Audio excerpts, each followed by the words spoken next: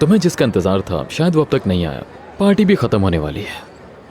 वो यहाँ आए या ना आए क्या फर्क पड़ता है? क्या अहमियत उसकी? मेरी बात सुनो तुम। नाज़ली के बारे में तुम जानते हो या मैं? कितना अजीब है। क्या तुम जानती हो अगर ये बात तुमने किसी और से शेयर की तो तुम्हारे साथ क्या होगा? क्या होगा? देखो मेरा दिल कैसे धड़क रहा है।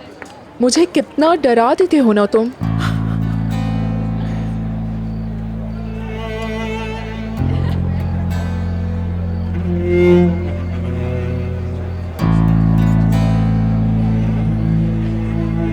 देखो तो जरा इन दोनों को।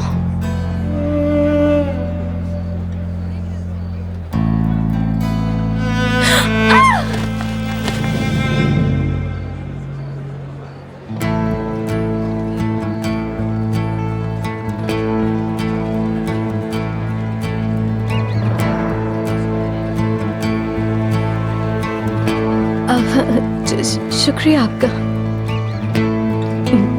मैं आती हूँ जरा।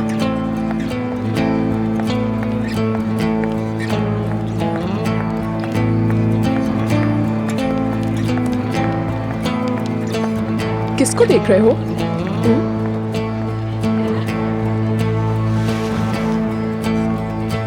बेहतर है मुझसे दूर रहो।